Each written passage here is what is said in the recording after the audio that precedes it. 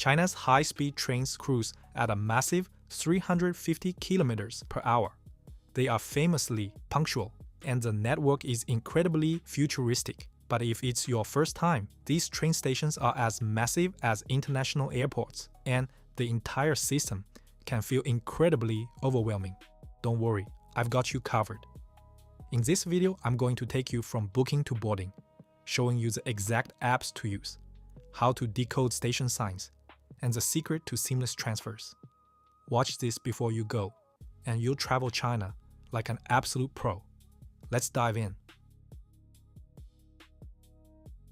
First things first, how do you actually buy a ticket? In 2026, everything is 100% digital.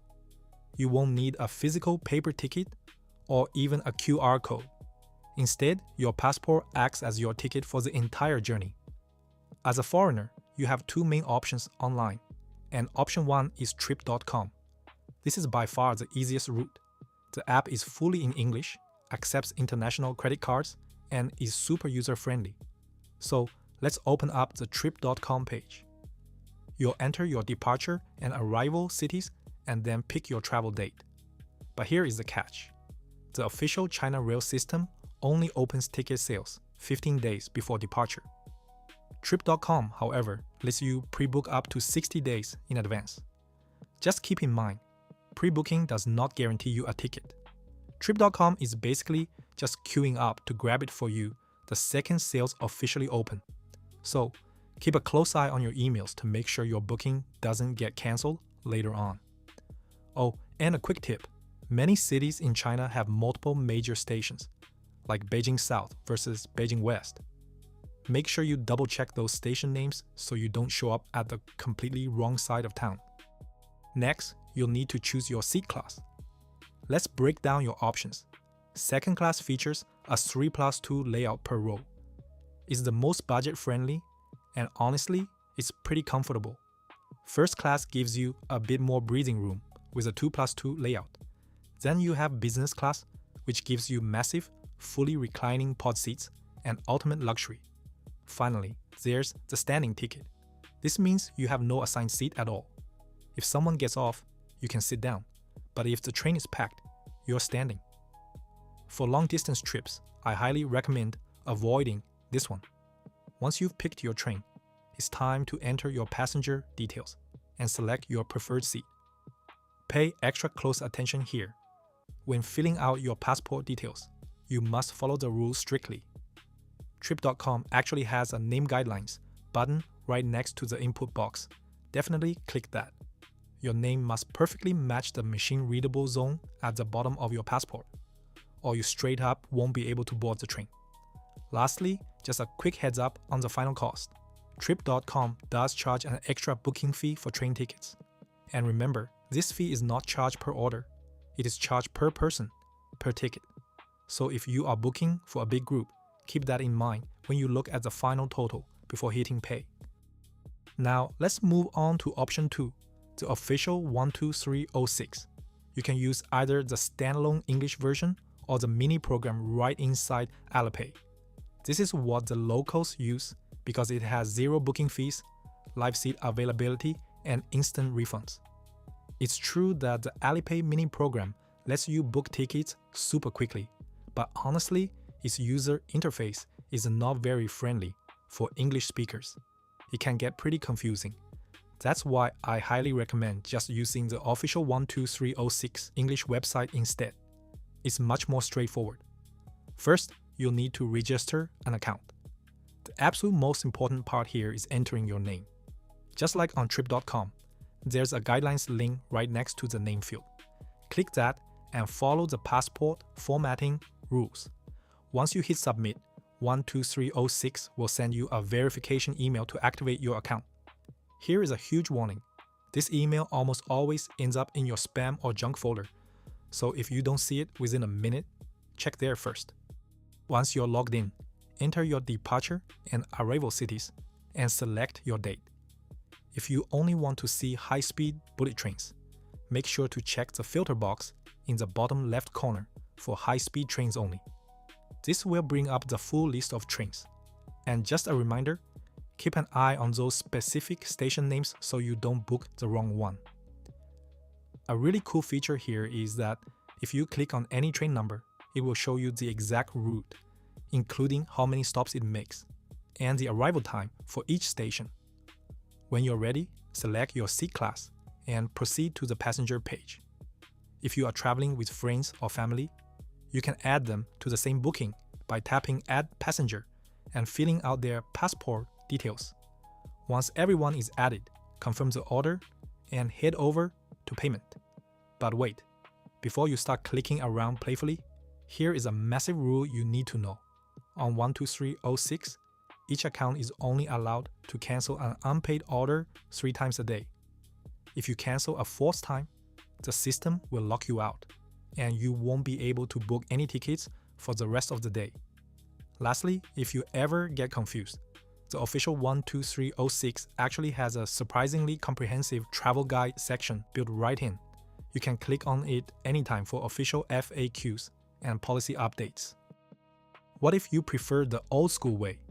Yes, you can buy tickets offline, but you need to head to the ticket office, which is usually located outside or right next to the main entrance. Hand over your passport and tell them your destination. But honestly, pools of tickets sell out fast, so always try to book online beforehand. Now, what if your plans change? Don't panic. Changing or refunding your ticket in China is incredibly convenient, and you can do it right inside 12306 before the train departs. If you're using the website, just hover over the Booking tab, and you'll see 3 options depending on what you need. Click Refund if you want to cancel completely, Endorsement if you just want to change to a different time or train on the same day, or change of destination if you've completely changed your travel plans. It's super straightforward. But here is a quick tip to avoid losing money. China Rail uses a tiered refund fee system. If you cancel more than 8 days in advance, it's completely free. But if you cancel within 24 hours of departure, they will charge a 20% fee. So the earlier you decide, the more cash you save.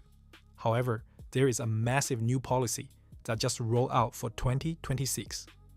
If you are a registered 12306 user and you bought your ticket through the official platform using e-payment, you now get a safety net. You can enjoy 1 free refund on 1 order per day with 0 penalty fees, as long as you process the refund within 30 minutes of buying the ticket and at least 4 hours before the train is scheduled to leave.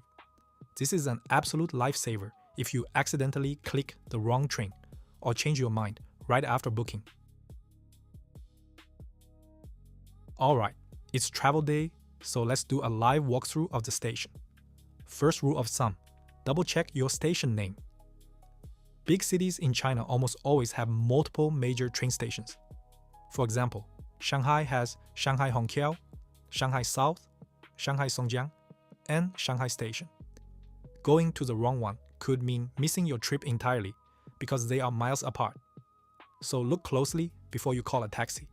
Once you get to the station, the very first thing you'll hit before you even see the waiting hall is the ticket and ID check. Now, you're going to see locals rushing through by swiping their ID cards at the automatic turnstiles. Do not follow them. Instead, look all the way to the right or left for the manual lane. Hand your physical passport to the staff. They'll scan it manually to verify your ticket, and that's how you get through the first gate. Right after that, you'll immediately hit the security check where your bags go through the X-ray. China Rail is incredibly strict, so keep an eye out for everyday items that will get flagged. Aerosol cans, things like hairsprays, or spray on sunscreens. There is a strict capacity limit on a single item. Power banks. Make sure your portable chargers have clear markings showing they are compliant, usually under 20,000 or 27,000 milliampere hours. If the text is rubbed off, they might confiscate it. Perfumes or nail polishers. These also have liquid limits because they contain flammable alcohol. My advice, check the official 12306 banned items list beforehand so you don't lose your favorite items. But wait, if you do accidentally bring something that's banned, and you absolutely do not want to throw it away, here is a way. You don't have to trash it. Most major train stations in China now have shipping services right at the security checkpoint. You can simply ask the security staff for help, and they will assist you in mailing your confiscated items straight to your hotel or your next destination within China. It costs a few bucks, but it will save your expensive perfumes or gear. Once you're through security, you will step into the massive waiting hall. Honestly, your first mission here is to find the giant LED departure screens. Don't panic if it looks like a wall of Chinese characters at first glance. You only need to track two key things. Your train number. It usually starts with a letter followed by numbers like G11 or D32. Match this up with your booking app. The boarding gate. It will show a number and a letter, like gate 12A or 12B. Gates A and B usually lead to the exact same train, just different ends of the platform. So technically, either one works. But to save your energy, check your ticket for your carriage number first. Look at the overhead screens at the gate. They will tell you exactly which entrance gets you closer to your specific car, so you don't end up dragging heavy bags across the entire platform. Now, if you still can't figure it out, because you don't read Chinese and you're super stressed about missing your train, here is my personal hack. Just whip out your phone, take a quick photo of the overhead screen at the boarding gate, and throw it into an AI app like Gemini, or use any app that supports photo translation, like your built-in iPhone translator. It will instantly translate the image text into English, so you'll know exactly which gate gets you to your seat faster. Problem solved. And here is a time warning. Boarding usually kicks off 15 minutes before departure and closes 3 minutes before the train leaves. Because these stations are so massive, it can easily take you 5 to 10 minutes just to walk from the screen to your gate. Do not wander off to buy coffee if your train leaves in 10 minutes. When your train almost arrives, skip the automatic turnstiles where locals swipe their IDs. Look for the far side lane with a station staff. The manual lane. Hand them your passport, they'll scan it, and you can walk down the stairs or escalator to the platform. Now, once you are down on the platform, how do you know exactly where your carriage is going to stop so you aren't running around like crazy? Look at the ground. You'll see bright colored tile markers, usually in green, yellow, blue, or red, with numbers on them.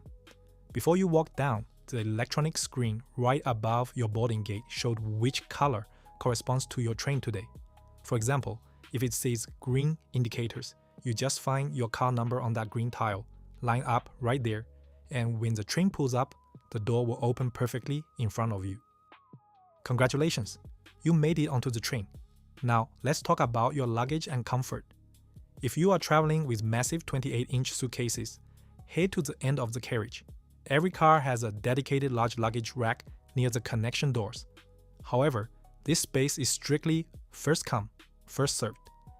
If that rack is full and your suitcase is way too heavy, you're actually not allowed to put it up on the overhead rack for safety reasons. In that case, you have no choice but to squeeze that massive suitcase right in front of your own seat. This means you will have zero legroom and your legs will be cramped for the entire ride. But wait, don't lose hope just yet. If you ever find yourself in this nightmare scenario, here is my backup plan.